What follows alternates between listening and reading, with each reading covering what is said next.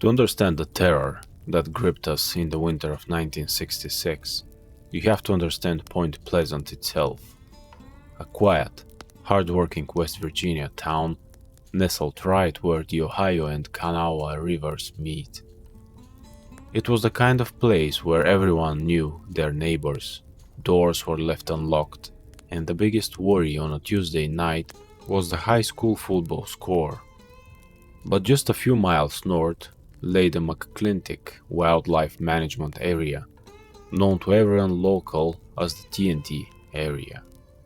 It was a sprawling, eerie remnant of World War II, hundreds of acres of dense woods, camouflaged concrete ammunition igloos, and toxic, abandoned industrial buildings where the government used to manufacture explosives.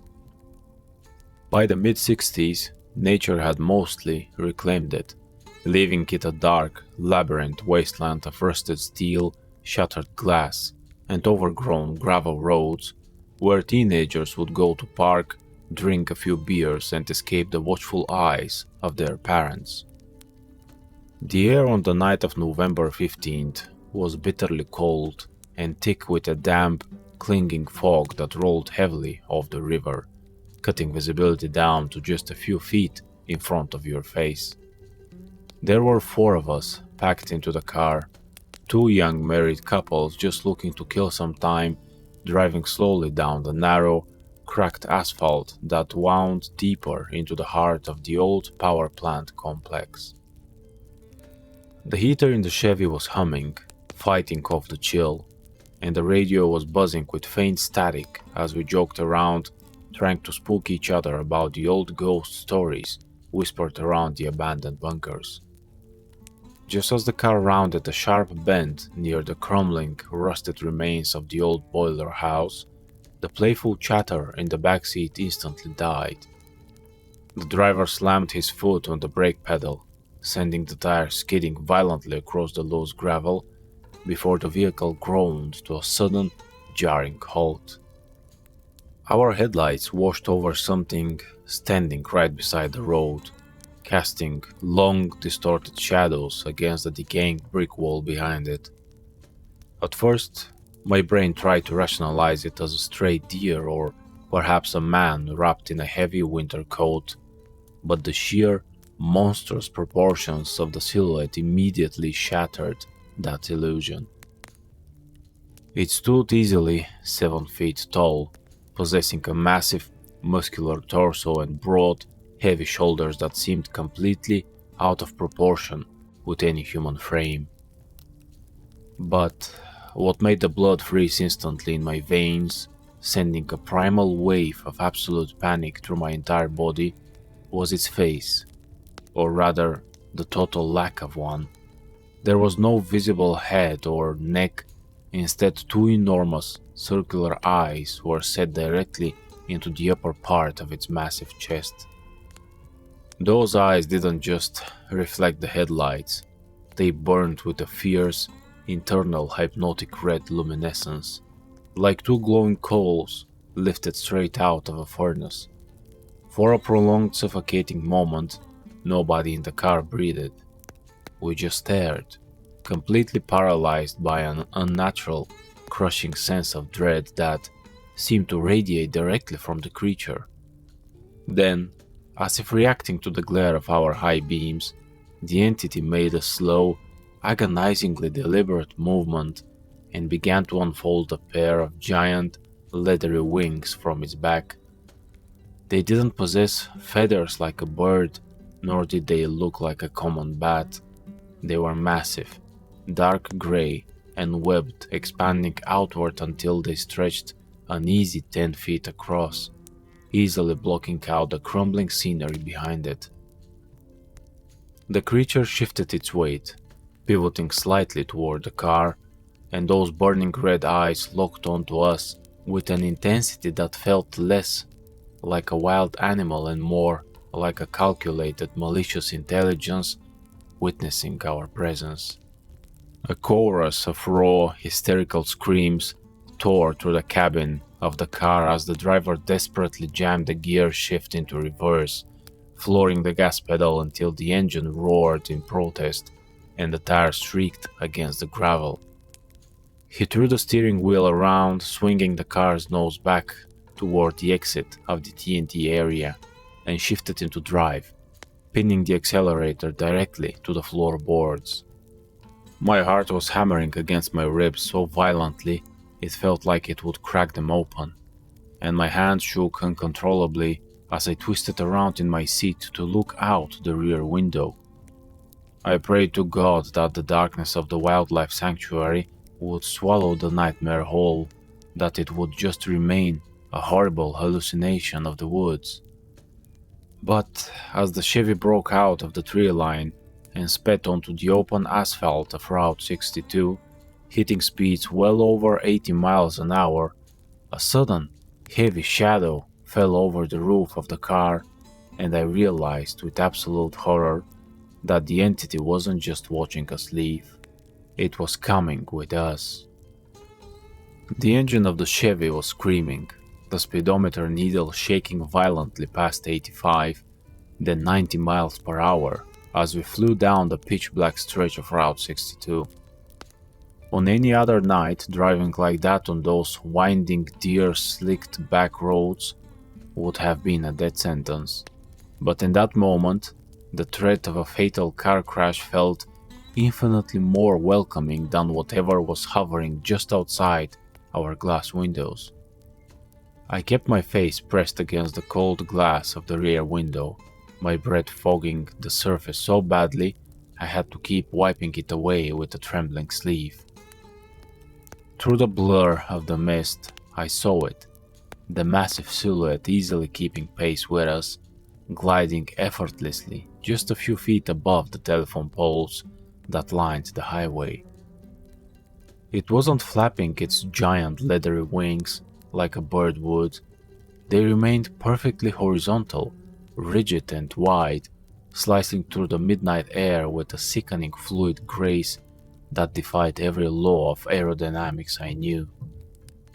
Every few seconds the creature would dive lower, its massive 7-foot frame blocking out the stars, and the heavy rhythmic thwack would echo against the metal roof of our car like a heavy wet blanket being snapped in the wind.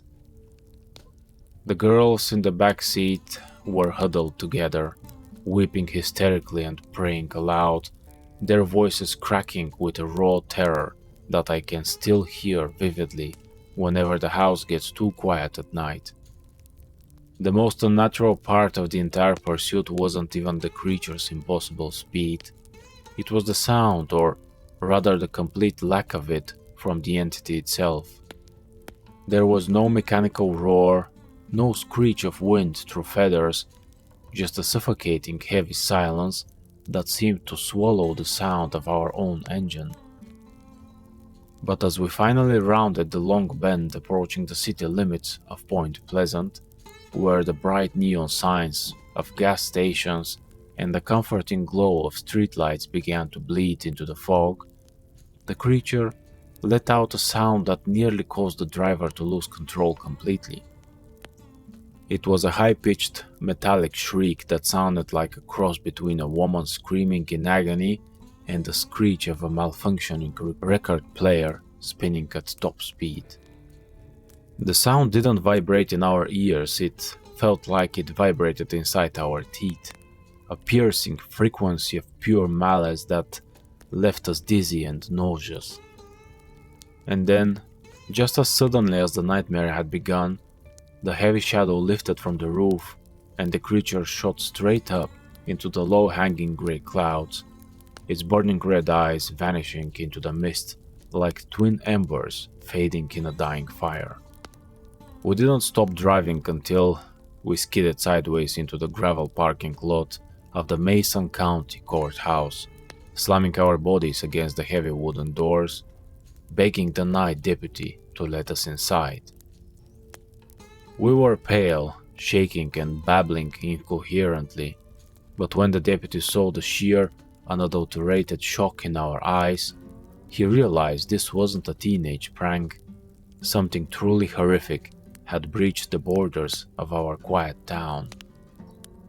Within 24 hours, the story leaked out, and the fragile peace of Point Pleasant completely shattered as the town became ground zero for an absolute media circus.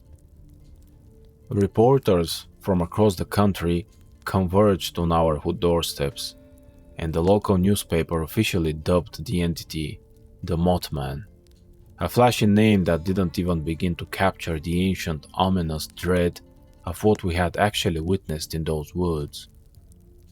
But the worst part wasn't the sudden influx of monster hunters, reporters, or curiosity seekers clogging our roads. The worst part was that we quickly realized we weren't the only ones being hunted.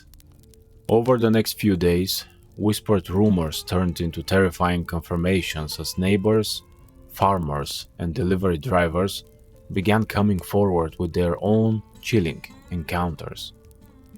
A local businessman reported his television screen going completely wild with strange, erratic static before his large German Shepherd vanished into the darkness of his backyard, chasing after two glowing red eyes that hovered near the tree line. The dog was never seen again. Two distinct groups of volunteer firemen, men who spent their lives facing down deadly infernos without flinching, reported seeing a massive, red-eyed, bird-like monster perched atop the rusted steel girders of the old power plant, watching them with a cold, analytical gaze. The entire county was gripped by a collective paralyzing paranoia.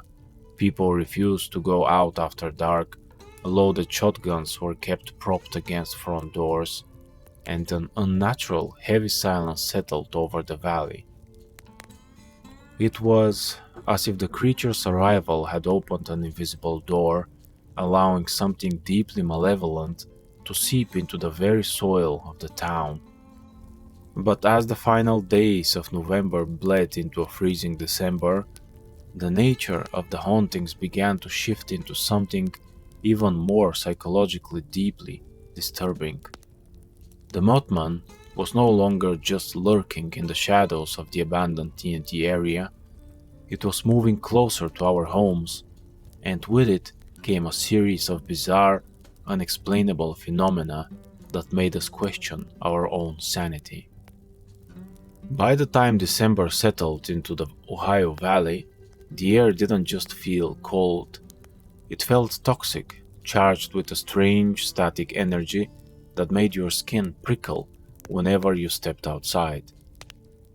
The physical sightings of the creature were no longer confined to the dark, isolated roads of the TNT area. Housewives reported looking out their kitchen windows in the broad daylight, only to see a massive, gray, featureless silhouette perched atop the roofs of neighboring houses, its giant wings folded tightly around its body like a shroud. Children woke up screaming in the middle of the night, claiming that a big bird with burning faces was pressing its chest against their second-story bedroom windows, staring down at them with those unblinking, hypnotic red eyes.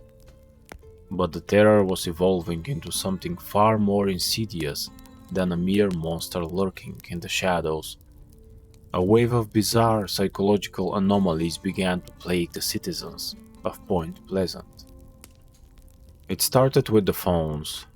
Dozens of families, including my own, began receiving strange, unnerving phone calls at all hours of the night. When you answered, there would be no human voice on the line, just a bizarre cascade of electronic clicks, metallic screeches, and the high-pitched, rapid-fire chattering that sounded like a record player being spun at triple speed in a foreign language. Sometimes, a deep, hollow, synthesized voice would cut through the static, speaking in disjointed, cryptic riddles that mentioned dates, times, and vague warnings of impending disasters. At the same time, people all over town began experiencing severe, unexplainable physical symptoms, sudden, blinding migraines, spontaneous nosebleeds, and a terrifying condition the local doctors couldn't explain, where our eyes became intensely bloodshot, swollen, and painfully sensitive to light, as if we had been staring directly into a welding torch. Then came the strangers, men who didn't belong to our valley, dressed in immaculate, stiff black suits despite the muddy winter slush. They drove through our streets in pristine, outdated black Cadillacs that looked brand new but had license plates that didn't track to any DMV database. These men in black would knock on the doors of anyone who had reported a sighting, demanding to come outside under the guise of being government researchers or insurance investigators. Their behavior was deeply uncanny. They walked with a strange, rigid gait, their skin looked unnaturally pale or plastic, and they seemed completely confused by basic human customs, like how to use a ballpoint pen or eat a slice of pie. They didn't ask about the creature's biology. They wanted to know if we had received any messages, if we had seen lights in the sky, and they warned us in cold, monotone voices that speaking further about our experiences would lead to severe, unspoken consequences. I remember sitting in our living room, the curtains drawn tight, listening to the constant hum of static on the television, while my hands shook so badly I could barely hold a coffee mug. Several local people, driven to the brink of madness by insomnia and fear, began having vivid, identical nightmares of a catastrophic collapse, dreams of twisted metal, freezing black water, and the chorus of hundreds of voices screaming out for help before being swallowed by the river. A local journalist, Mary Heyer, who had been bravely documenting every single encounter for the local paper, was visited by these strange entities and began receiving anonymous letters filled with apocalyptic prophecies. The creature was no longer acting like an animal or a predator hunting for food. It felt like a harbinger, a demonic sentinel standing watch over a town that was being systematically prepared for some horrific, inevitable sacrifice. As the calendar crawled toward the middle of December, the oppressive atmosphere reached a boiling point, and everyone in Point Pleasant could feel that the entity was finally ready to draw the curtain on its terrifying performance. The night of December 15th, 1967, marked exactly 13 months to the day since we had first encountered those burning red eyes in the TNT area.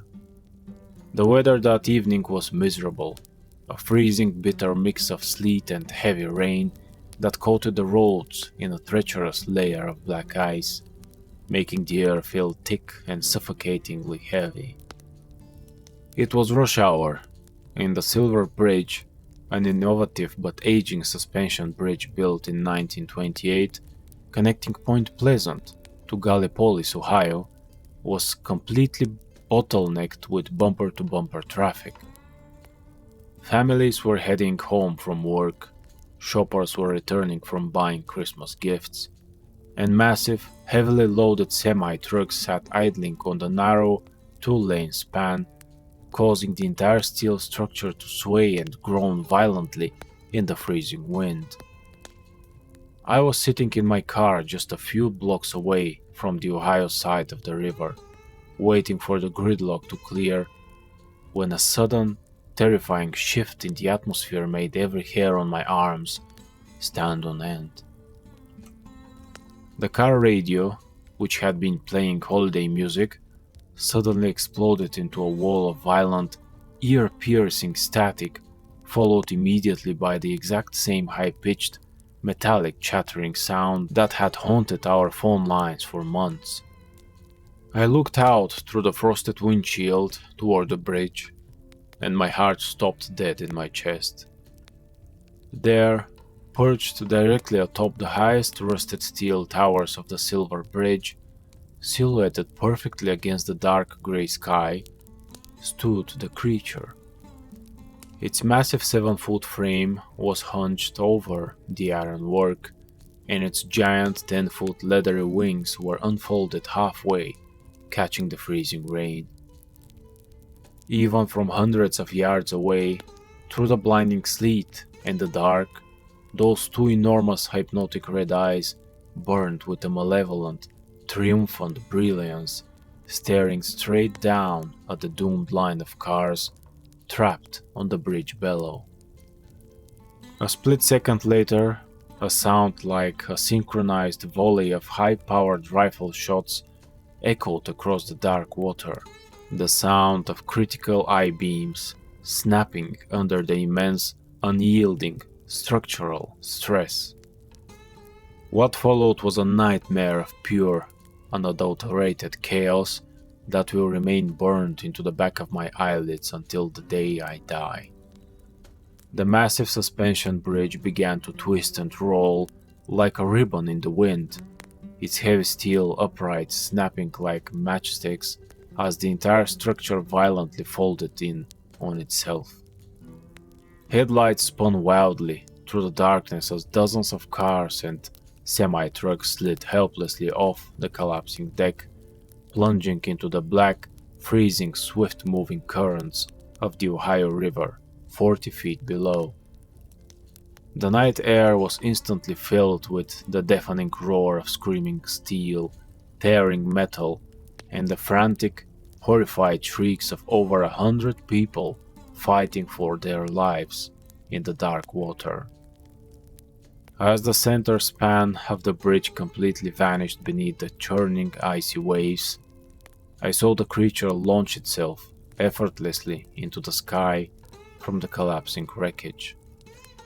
It didn't flap its giant wings, it simply rose vertically into the storm, circling once over the disaster site, while its burning red eyes cast a sickening, blood-colored glow over the rising plumes of freezing mist.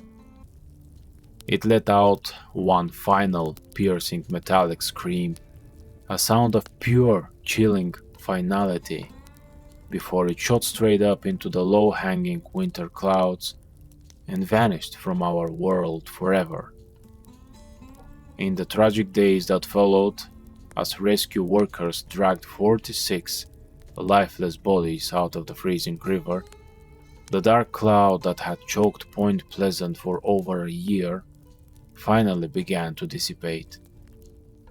The mysterious phone calls stopped, the men in black vanished into thin air, and the creature was never seen in the Ohio Valley again. It had served its terrifying purpose as a harbinger of doom, leaving us alone in the quiet, scarred aftermath of our survival.